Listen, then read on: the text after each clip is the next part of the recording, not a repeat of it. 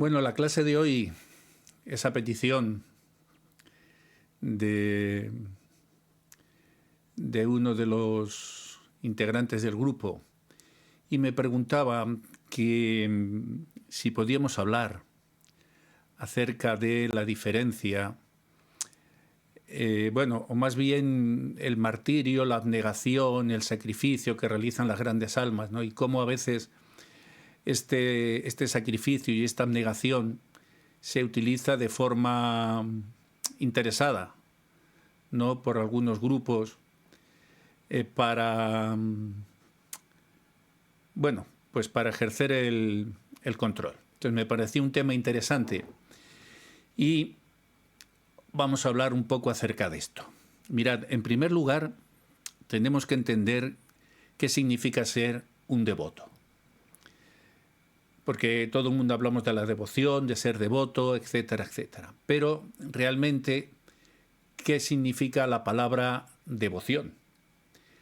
Mirad, la palabra devoción proviene del latín devotio.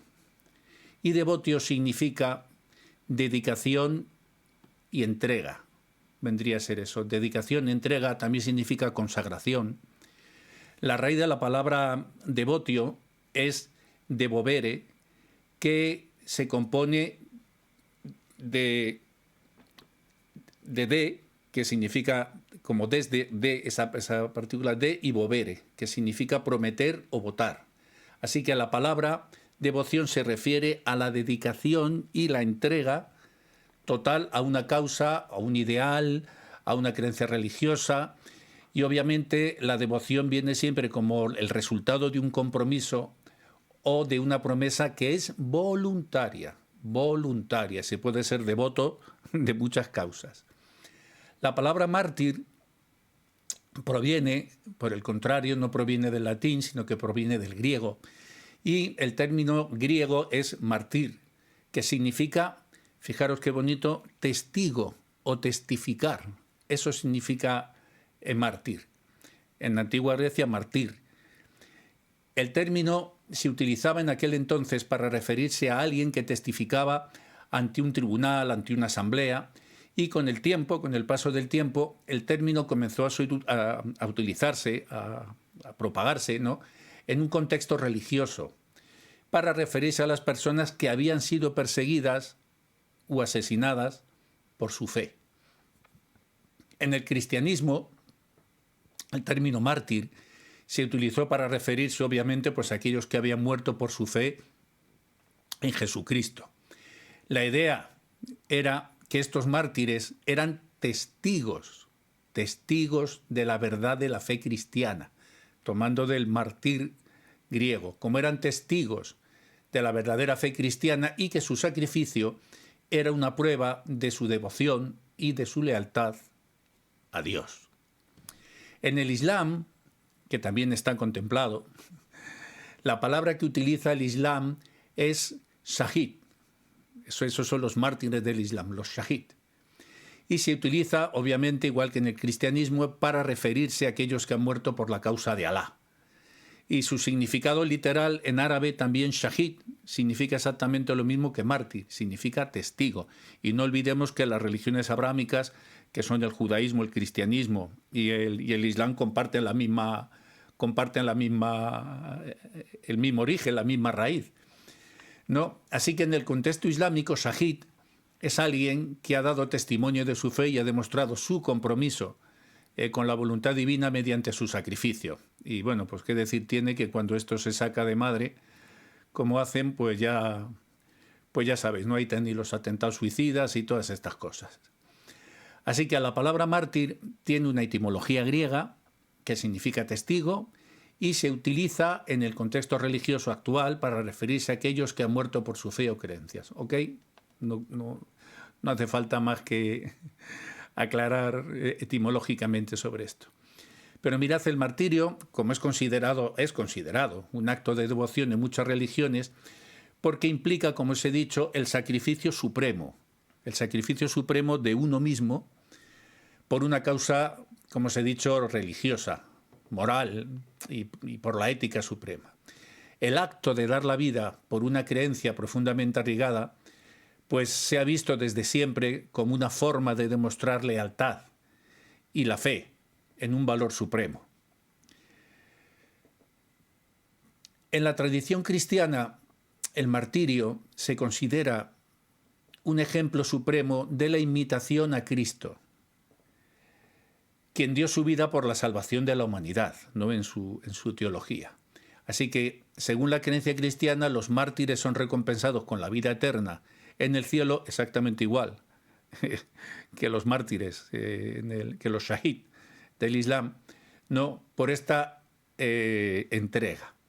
Los mártires del Islam, los shahid, no creen exactamente igual que son recompensados con el paraíso y vas a tener no sé cuántas mujeres y estas cosas.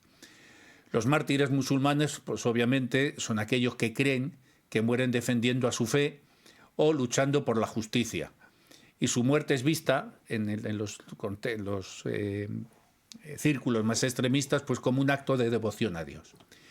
En el judaísmo, la idea del martirio también se asocia con la defensa de la Torá, de la tradición judía, y de la observancia de los mandamientos. En la historia judía, los mártires son aquellos que han dado sus vidas por mantener la fe y las prácticas judías en tiempos de persecución. Y no olvidemos que los judíos, pues obviamente es un pueblo, posiblemente el pueblo más perseguido, o uno de los más perseguidos. Así que en todas las religiones el martirio se ha visto como un acto de devoción, como una demostración de la fe y el compromiso con los valores religiosos y espirituales más elevados. Además, los mártires son considerados héroes en muchas ocasiones y modelos a seguir por su ejemplo de valentía y de sacrificio. En el hinduismo, en cambio, la creencia del martirio no es tan central como en otras religiones. Pero aún así existe la noción del sacrificio por la fe o por la causa justa. En la tradición hindú, la idea de renunciar al mundo y los placeres materiales por la realización espiritual, que se conoce como sannyas, es un tipo también de entrega. Un sannyas es alguien que renuncia a todas las posesiones, a todos los deseos mundanos y dedica su vida por íntegro, o debiera de ser esto, a la búsqueda de la verdad y de la realización espiritual.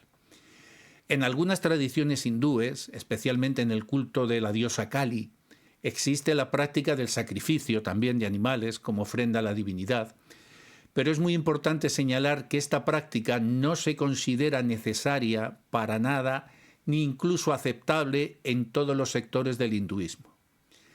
En el Bhagavad Gita, una de las escrituras sagradas del hinduismo, el señor Krishna habla de la importancia de la acción justa, pero también enfatiza la importancia de realizar esas acciones sin apego a los resultados. En otras palabras, la devoción en el hinduismo se centra en la realización de la verdad y la realización del Ser Supremo, más que en el sacrificio físico o la muerte. Aunque es cierto que para los kshatriyas, los guerreros, la gente que se entrega por defender a su país, es cierto que también se habla, sobre todo en el Srimad Bhagavatam, que es una de las escrituras sagradas más importantes del hinduismo.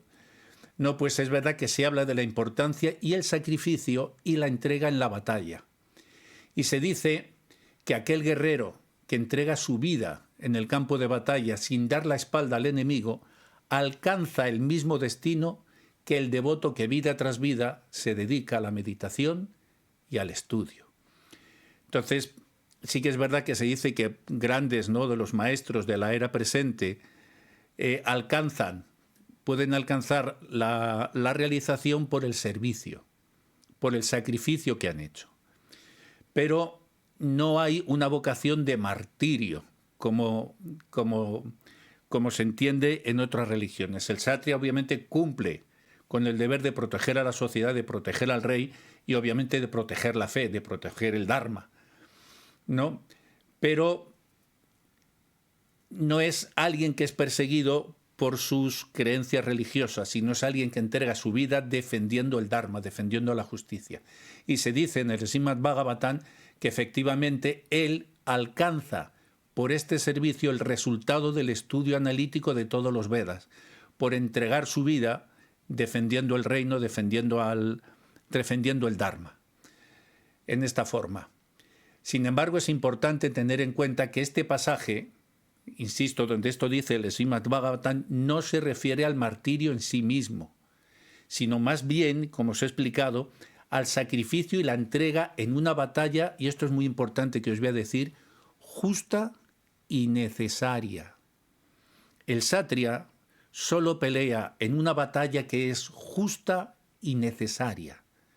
En la filosofía hindú, la acción justa es valorada, pero no se considera necesaria la muerte o el sufrimiento como un fin en sí mismo. La realización espiritual se logra a través de la renuncia al ego y a los deseos mundanos y no a través del sufrimiento o la muerte, no a través del martirio. El caso de los kshatriyas es especial y sí que es cierto que por el servicio que uno realiza alcanza el resultado del estudio analítico en esa forma. Además, este pasaje, del Srimad Bhagavatam hay que entenderlo dentro de su contexto histórico y cultural. En la época en la que se escribió el Srimad Bhagavatam, las batallas eran muy comunes en la India, las luchas entre los reinos, y la figura del guerrero tenía una gran importancia en la sociedad. Por lo tanto, la idea de la entrega en la batalla era una forma de enaltecer la figura del guerrero y mostrar que su sacrificio era tan valioso como la dedicación de un devoto en la meditación y el estudio. Y esto es importante que lo entendáis porque es una diferencia sustancial entre la filosofía védica y las otras teologías, ¿no? Es importante que lo tengáis claro. La idea de la entrega en la batalla era la forma de enaltecer la figura del guerrero y mostrar que su sacrificio era tan valioso como la dedicación de un devoto en la meditación y el estudio.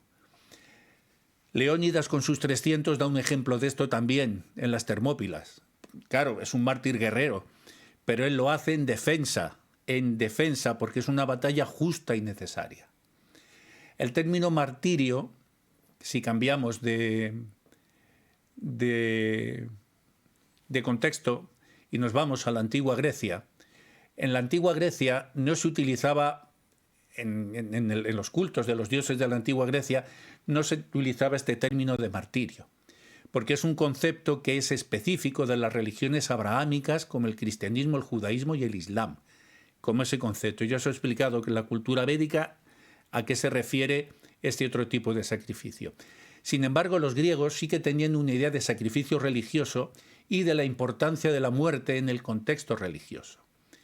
En la religión de los griegos, los sacrificios eran una parte fundamental de la vida religiosa y se realizaban en honor a los dioses para obtener su favor y protección. Los sacrificios podían ser animales, corderos, cabra, bueyes o incluso humanos en casos extremos, como en el mito de Ifigenia, del que ya os hablaré. Además, en la religión griega, la muerte tenía una gran importancia en la vida después de la muerte y en la idea de la vida eterna. Los héroes y los dioses mismos eran considerados inmortales y vivían en un mundo separado de los mortales. Los griegos, ahora os explicaré lo de Ifigenia, pero los griegos también tenían este concepto del guerrero que moría, el guerrero que moría en la batalla defendiendo esos valores. Sí hay un punto de conexión con la cultura védica, pues también se les comparaba con dioses inmortales. Aunque no existe un equivalente exacto en el concepto del martirio en la religión griega, los héroes griegos, que eran conocidos por su valentía y disposición a sacrificar su vida en la batalla, igual que los héroes védicos, o en cualquier situación peligrosa, ¿no?, en defensa de su patria o de sus creencias, estos eran honrados en los templos y se les realizaban sacrificios en su honor, lo que demuestra la importancia que se daba a su sacrificio y muerte en la batalla en el contexto religioso griego. El mito de Ifigenia es una historia trágica que se cuenta en la mitología griega. Por eso digo que no es que los griegos sacrificaran humanos, como en otras culturas. No voy a explicar, porque alguno va a decir, wow, Sócrates haciendo sacrificios humanos. Es una historia mitológica. Ifigenia era la hija del rey Agamenón. Era su hija.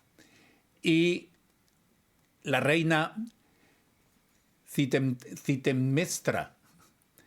Y su historia, Citemnestra, que el nombre griego es Citemnestra.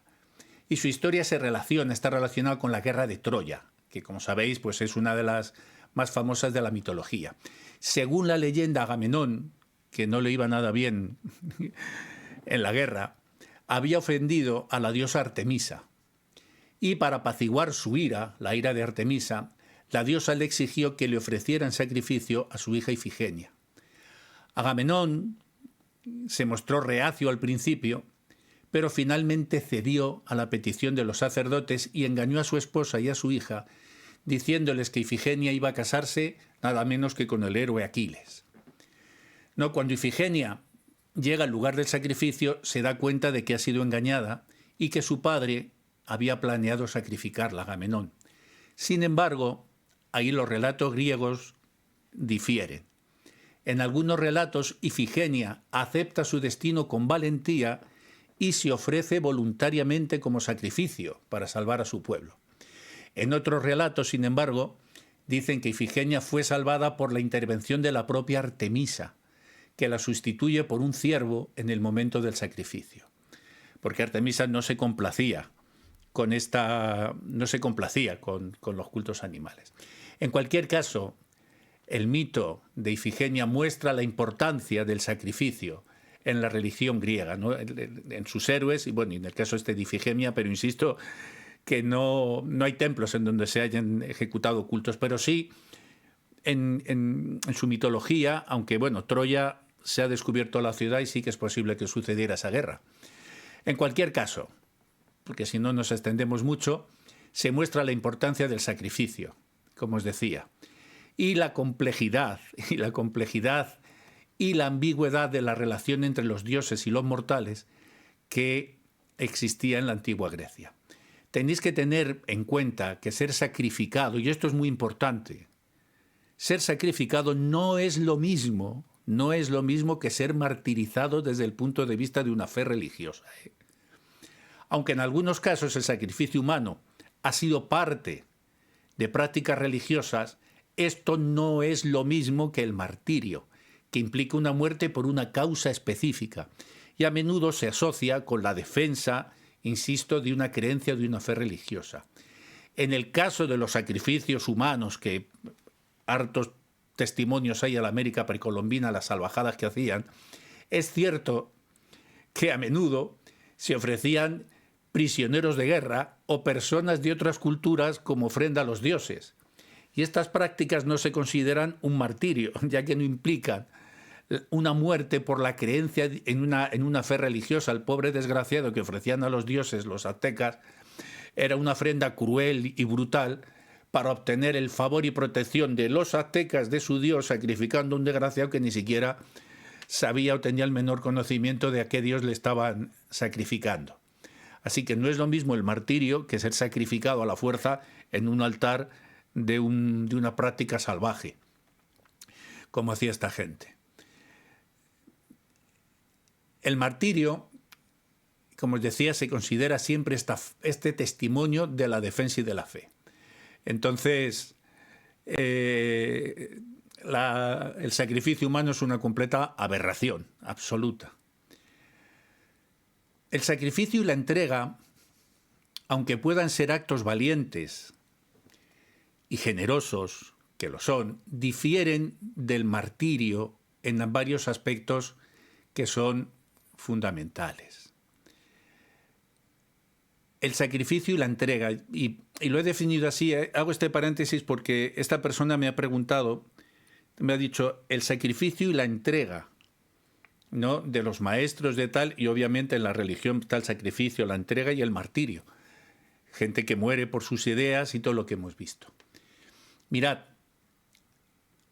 el sacrificio y la entrega, que son también actos valientes y muy generosos, no son como el martirio y difieren del martirio en varios aspectos que creo que son importantes que lo entendáis.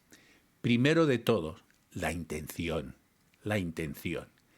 El sacrificio y la entrega pueden estar motivados sociológicamente y psicológicamente por una variedad de razones, como el servicio a una causa justa, la lealtad a un líder, la protección de la familia o la comunidad.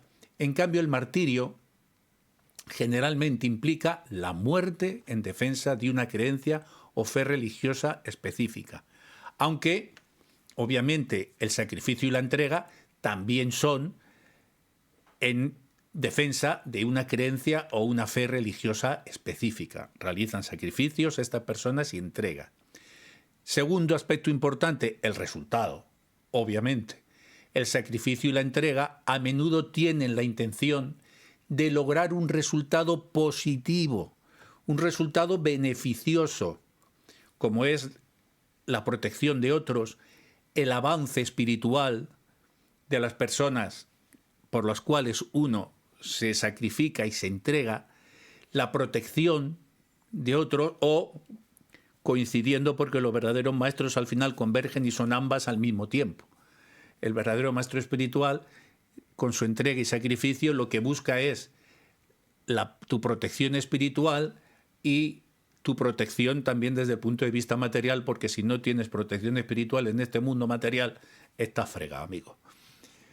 El martirio, por otro lado, puede resultar en la muerte del individuo y no necesariamente es un resultado tangible o beneficioso para nadie. Mataron a alguien, lo ahorcaron, le hicieron, pero lo azotaron, le pasaron, pero no hay ningún beneficio en la sociedad para esto. Su validez.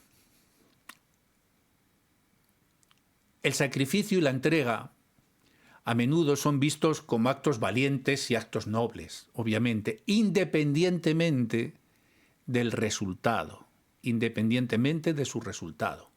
En cambio, el martirio puede ser visto de manera diferente según la perspectiva religiosa o cultural, mientras que en algunas religiones puede ser visto como un acto de devoción y sacrificio, en otras puede ser visto como un extremismo o incluso como una forma de violencia absoluta.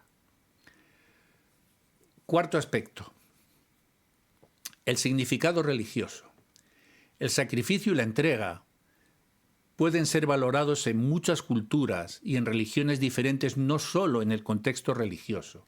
En cambio, el martirio generalmente tiene una fuerte connotación religiosa y está estrechamente relacionado con la idea de la muerte en defensa de la creencia religiosa específica. Aunque el sacrificio, resumiendo, y la entrega y el martirio pueden a veces tener similitudes en términos de coraje y altruismo, difieren sustancialmente en sus intenciones, en sus resultados y en la validez y significado religioso. Es muy posible que algunos grupos religiosos utilicen, y de hecho utilizan, el sacrificio de los mártires como una forma de presionar a sus miembros para que permanezcan fieles a la religión y para hacer que se sientan culpables si no lo hacen. Y esto puede ser especialmente cierto en situaciones donde la religión es minoritaria o se enfrenta a la persecución, no como pasaba con los cristianos en un principio. Ahora bien, una forma en que esto puede ocurrir es a través de la creación de un sentido de comunidad y de solidaridad entre los miembros del grupo, poniendo a los mártires por delante. El sacrificio de los mártires puede ser utilizado para demostrar el compromiso y la valentía de aquellos que dieron sus vidas por la religión, y para hacer que otros, mis queridas y sensuales criaturas, se sientan culpables si quieren salir a abandonar esa fe y también se sientan partes de una comunidad más grande y significativa. Hasta el día de hoy en la Iglesia Católica te siguen recordando una vez y otra tras otra el sacrificio de Jesucristo. Y obviamente quien no aprecia, ya saltando del mártir, quien no aprecia la dedicación y el servicio de los que no han sido mártires, ¿no? Del resto de maestros o de supuestos maestros o de dirigentes espirituales, ¿no? Quien no permanece fiel a este concepto religioso, entonces puede ser retratado como cobarde, desleal. En contraste, lo hacen con los mártires que han sacrificado su vida, y en contraste con los supuestos líderes que han entregado su vida y su dedicación a la causa de tu fe, aunque no hayan sido crucificados por ella. Y esto puede crear, no puede crear, crea, y está hecho con esta aviesa intención, de generar un sentido de culpa en aquellos que consideran abandonar la religión o el grupo en el que están, o que no se comprometen lo suficiente con la misma, según los estándares que marcan los dirigentes, y puede motivarlos, obviamente si te aíslan socialmente de esta manera y te presionan, pues a permanecer fieles, pero permanecerán fieles con una fe falsa, con una fe que no está sustentada en el amor. Así que es importante tener en cuenta, y aquí te estoy respondiendo al devoto que me preguntaba esto, es importante que tengas en cuenta que el uso de la culpa y la presión emocional para mantener a los miembros dentro de la religión puede ser muy problemático y llevar a una falta de libertad y de autenticidad en ti mismo y en tus creencias. De autenticidad, lo que es más grave, en la fe de los individuos. Además, el martirio, volviendo para atrás, ni el martirio ni el sacrificio, ni la dedicación de nadie, debería ser utilizado como una herramienta para la manipulación emocional o la violencia psicológica o física, sino más bien como un ejemplo de valentía y dedicación, pero no para que te presionen, para la manipulación emocional. Para eso no sirve. Por mucho ejemplo de valentía y de dedicación que haya tenido a quien te pongan de ejemplo. Las sectas peligrosas, que hay muchas en este mundo, pueden utilizar diversas estrategias de manipulación, escúchame bien, mi querida y sensual criatura, para hacerte sentir culpable, para hacer sentir la culpa en sus miembros, si faltan a la lealtad al líder o al grupo. Y algunas de estas estrategias que se adopta con este supuesto sacrificio que ha hecho y dedicación que ha hecho el líder de ese grupo, o el ejemplo que muchos de ellos son líderes absolutamente entregados, a ver si me entendéis. Entiéndeme bien esto, lo que quiero es que distingas que el propósito de un verdadero maestro espiritual no es que meterte miedo a ti ni que se te chantajee a ti por su dedicación y por su entrega. No es para que tú vivas con miedo ni asustado ni tengas que tener lealtad a un líder ciego. ¿Y qué te van a hacer? ¿Qué es lo que te hacen? ¿Qué chantaje utilizan con esta supuesta deslealtad al líder sacrificado? ¿No? Primero, aislamiento social. Las sectas, y vas a saber si te has metido en una secta, en cuanto te des cuenta si te están aislando a tus miembros, si te están aislando de tus amigos, de tus familiares y de cualquier otro apoyo fuera del grupo. Cuando todo se basa en el apoyo exclusivo en el grupo y no puedas y estés temeroso de buscar ayuda, de hablar con alguien que esté fuera del grupo y tengas temor de ser excluido o rechazado, algo está mal, amigo, algo está mal, saca la pierna de ahí. Amenazas y castigos. Este tipo de conductas de estos grupos pueden amenazar con consecuencias negativas a aquellos que no permanecen fieles al grupo, ¿no? Y te condenan como una especie de exclusión y ostracismo social, te hacen el vacío, no te hacen sentir completamente aislado. Incluso en ocasiones se imponen castigos como el trabajo duro, ¿no? Pues vas a trabajar más que los demás, vas a tener que hacer para que lo espíes, ¿no? Y bueno, luego hay otras técnicas como privarte de alimentos, de sueño, ¿no? Incluso llegado a casos más extremos, pues la violencia física. La manipulación emocional utilizada por estos grupos, aprovechándose de la figura de la entrega y la abnegación de los guías, ¿no? utilizan estas tácticas de manipulación y el uso de la culpa, la vergüenza y el miedo. Estas tres cosas sácatelas: la culpa, la vergüenza y el miedo. Porque con esto, mediante la culpa, la vergüenza y el miedo, hacen que los miembros se sientan mal por el mero hecho, fíjate bien, de considerar dejar el grupo o cuestionar las enseñanzas del líder. Simplemente por esto. Simplemente por esto. Otro aspecto que tienen son las doctrinas absolutas, en nombre de la abnegación y de la entrega y del sacrificio de sus líderes. Esta gente, estos grupos te van a enseñar doctrinas absolutistas, doctrinas absolutas que no permiten el cuestionamiento o la disidencia.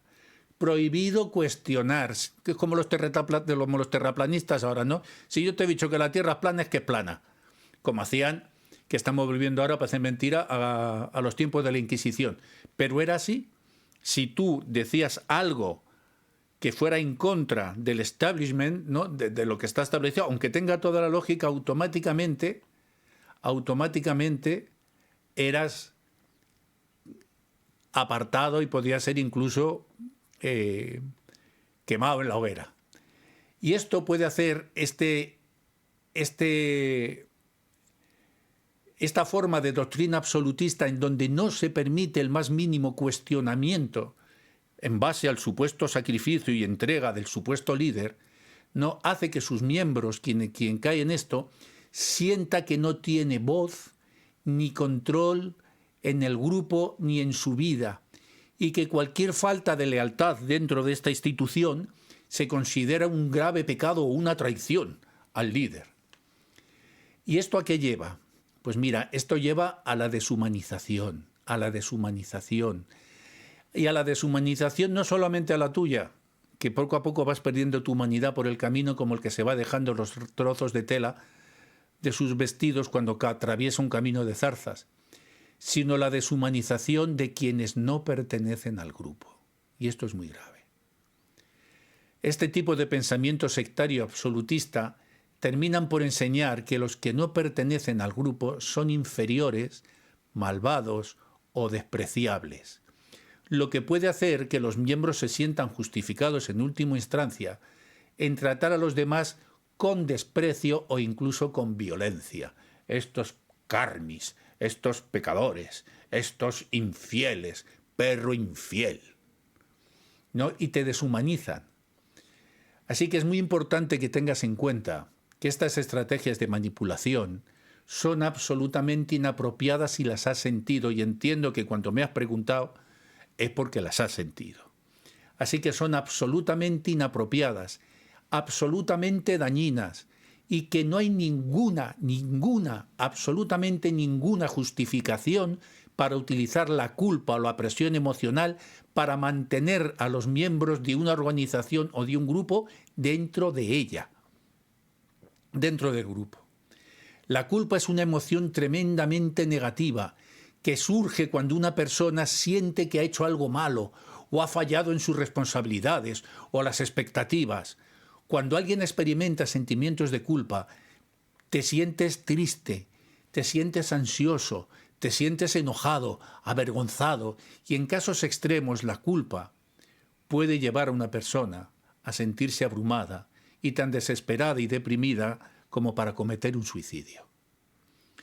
La culpa puede ser manipulada por otras personas, por los grupos, siempre para controlar a alguien. Hasta Hacienda te manipula con la culpa. Si tú no pagas, ¿de dónde vamos a salir? ¿No? Tienes que ser buen ciudadano, no con la culpa. La manipulación de la culpa, mi querida y sensual criatura, puede hacer que la persona, que tú como persona te sientas obligada a cumplir con las demandas del grupo, y escúchame bien, que esto es muy triste, incluso si eso significa ir en contra de tus propios valores o deseos. Y la culpa es utilizada como una forma de autopunición, de autocastigos. Algunas personas llegan a sentirse culpables por cosas que no han estado bajo su control o que no son su responsabilidad. Y este tipo de sentimiento no poniéndote por delante al líder abnegado con todo lo que hizo por ti, te va a llevar a comportamientos que son autodestructivos y llevan a la autolesión o a adicciones. Pero la autolesión es algo que se ha practicado, lo habéis visto en las fes, el darse con cilicios, el torturarse, en hacerse cosas de estas. Es por eso, para expiar una culpa imaginaria. Así que entiende por favor que la culpa es una emoción absolutamente paralizante y que te puede impedir que tomes decisiones saludables, que hagas cambios positivos en tu vida. Si estás experimentando sentimientos de culpa persistentes o abrumadores, es muy importante que busques ayuda. Perdonad, que busques ayuda.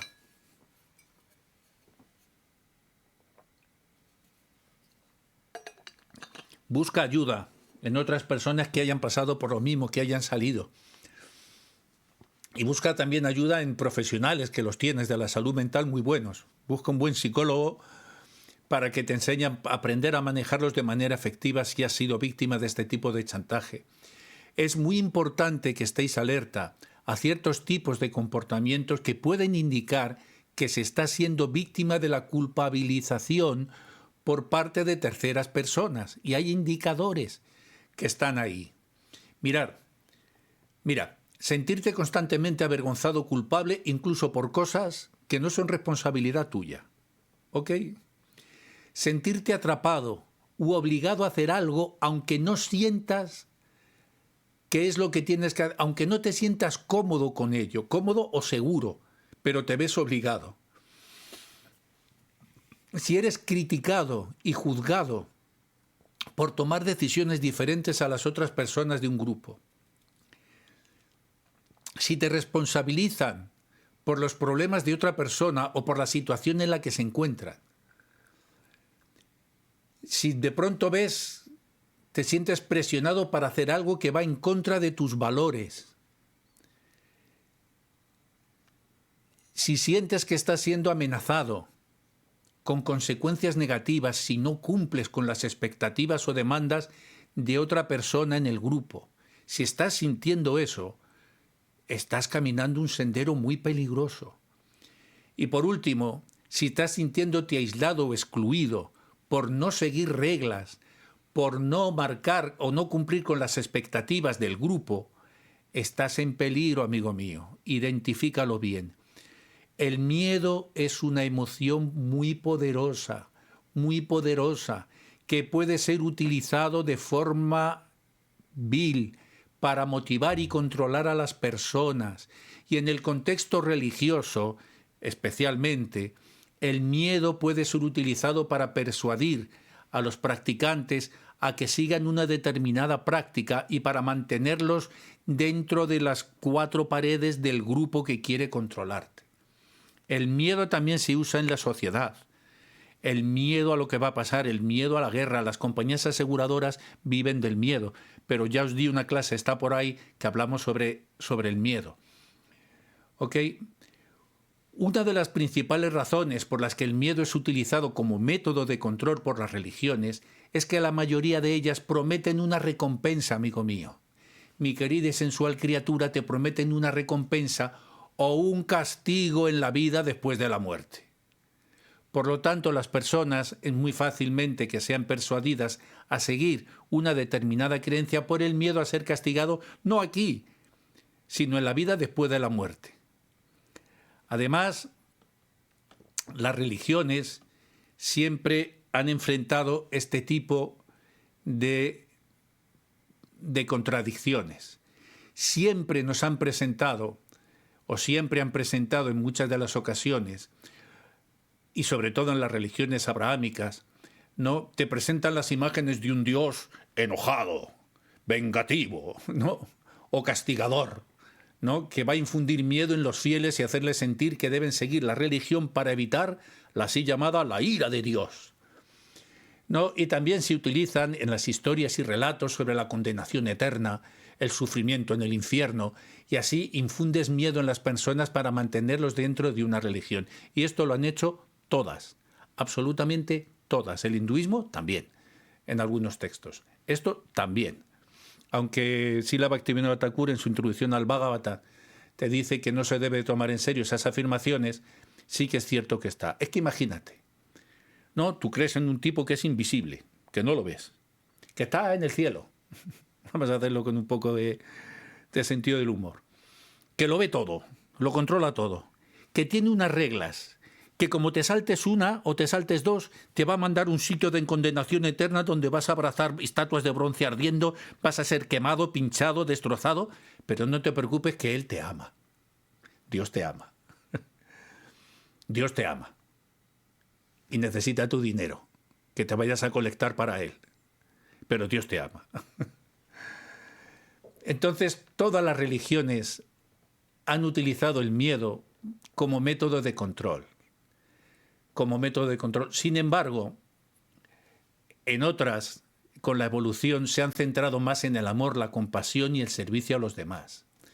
Además, el miedo y la culpa como método de control termina por ser muy problemático y dañino, porque crea una cultura de temor y sumisión en lugar de fomentar, y esto es muy importante, en lugar de fomentar el crecimiento y la conexión con lo divino. Por eso tenéis que huir del miedo, porque el miedo crea una cultura de temor y de sumisión. Y esto es muy importante, en lugar de fomentar el crecimiento espiritual y la conexión con lo divino.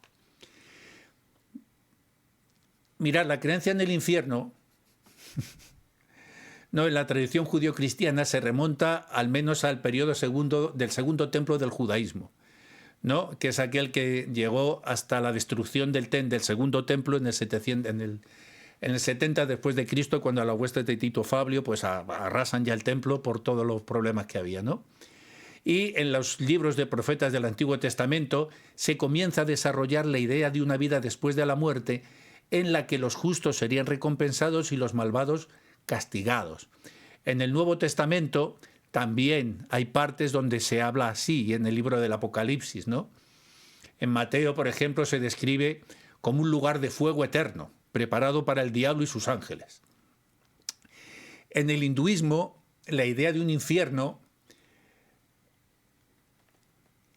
como un solo lugar no es exactamente así, como se entiende comúnmente, pero en lugar de eso la religión contempla una serie de reinos infernales, ¿no? Que son los llamados narakas, que se consideran lugares de castigo temporal para aquellos que han cometido acciones malvadas en la vida, ¿no? Los planetas infernales. Y las descripciones de estos narakas pues varía también mucho según las diferentes tradiciones hindúes, pero en general se consideran lugares exactamente igual que en el cristianismo de sufrimiento y dolor, donde los seres son castigados por sus acciones y por el karma negativo, para hablar así coloquialmente. Estos seres que entran en los narakas pueden experimentar una amplia gama de sufrimientos, se describen también tormentos físicos y mentales, hambre, sed, sometidos a diferentes tipos de castigo, etcétera, etcétera. Sin embargo, en el hinduismo clásico se cree en la reencarnación y en el karma, lo que significa que aquellos que sufren en los narakas no están destinados a permanecer allí eternamente, a diferencia de la tradición judío-cristiana que te vas para allá, para siempre, de siempre y jamás, ¿no? Al infierno eterno. En lugar de ello, ¿no? El sufrimiento, según habla el hinduismo de estos lugares, de los narakas, es un proceso de purificación. Sería un proceso de purificación del karma negativo, por así decirlo, y después de haber pagado tu deuda, pues se les permite reencarnar en una mejor forma y avanzar hacia la liberación final del ciclo de nacimiento y muerte, alcanzar la moksha. Y esto me recuerda a la obra La Divina Comedia de Dante Alighieri, de nuestro querido Dante Alighieri, que tuvo una gran influencia, mira esto es gracioso, tuvo una gran influencia en la concepción cristiana del infierno. Porque en su obra, en la Divina Comedia, Dante describe un inframundo jerarquizado, parecido a lo de los narakas, con distintos niveles de castigo y de dolor y que cada uno está destinado a diferentes tipos de pecadores. Y esta imagen del infierno influenció profundamente en la forma en la que se concibió el infierno en la tradición cristiana occidental y aún hoy en día se utiliza como referencia para describir los tormentos del infierno en la literatura y en la cultura popular. Así que Dante también, siendo mucho más reciente, pues contribuyó a esto. Aunque insisto que antes de Dante este concepto ya existía. A lo largo de la historia esta creencia ha sido una parte integral de todas las teologías. De todas las teologías. La naturaleza exacta del infierno y sus tormentos, pues mirar, han sido objetos de debate absurdos, no entre teólogos. Pero en general se entiende como un lugar de castigo eterno. Claro, en lo de eterno es donde está donde cruje, ¿no? Para los pecadores y aquellos que rechazan a Dios, la fe de verdadera. Y por último, no quería dejar pasar esta oportunidad de esta clase sin dejar de llamaros la atención sobre un tema que está muy de moda y que alguien también me ha comentado por ahí. Y es esta moda de estos coaches de desarrollo personal que han proliferado como las setas, ¿no? Un montón de gente que dice, solemniza palabras evidentes, ¿sabes? Y frases solemnes para manifestar evidencias. Sé tú si quieres seguir siendo. Y cosas así, ¿no? Mirad, este tipo de personas están ocupando un vacío que ha dejado una sociedad. Están tapando los huecos que ha dejado una sociedad cada vez más materialista y menos espiritual de verdad. Y este tipo de personas ofrecen un enfoque práctico y facilón. Te muestran un enfoque que es práctico y facilón, basado en la acción para mejorar la vida de las personas temporalmente. Lo que puede ser atractivo, obviamente, pues para aquellos que buscan una orientación, una ayuda para que mejores tu bienestar emocional, tu rendimiento en el trabajo, tu bienestar. Pero es muy importante que tengáis en cuenta que la formación y la regulación de este tipo de gente varía ampliamente y en la mayoría de los casos no es equivalente ni de lejos a la formación de un profesional de la psicología o de un maestro espiritual, para hablar en términos amplios. Ni de lejos se asoman, ni de lejos. No es lo mismo irse a un curso, hacer 3 cursos de 3 fines de semana, pagando 2.000 euros en la finca Alpieri y ya de allí salgo para orientar a la humanidad. Así que es fundamental que la gente que busca ayuda en este tipo de moda en la que está, que realicen una investigación muy exhaustiva de qué formación tienen, desde cuándo, de dónde son las raíces, y que se aseguren, por lo menos, mis queridas y sensuales criaturas, aseguraros de que tienen una formación y experiencia adecuadas, y no 3 cursos de un fin de semana. Y bueno, pues la popularidad de toda esta gente de desarrollo personal, pues es nada más y nada menos que un simple indicador de que muchas personas están buscando formas de mejorar su bienestar emocional y su calidad de vida en un mundo cada vez más estresante y exigente. Y también es importante recordar que los problemas de la salud mental y emocional pueden requerir de tratamientos profesionales más profundos y que es muy esencial tener cuidado al elegir la ayuda que se está buscando, que no se pueden tratar con frases ocurrentes ni solemnizando evidencias, que hay problemas que así no se resuelven. Cuidado, no vayáis a pasar del temor del grupo a lo facilón. Bueno, y con esto espero no haberme extendido demasiado, pero es que hablar de estos temas siempre es complejo. Ahora voy a detener aquí la grabación que hacemos para el canal de YouTube y continuamos en directo con las preguntas que queráis formular.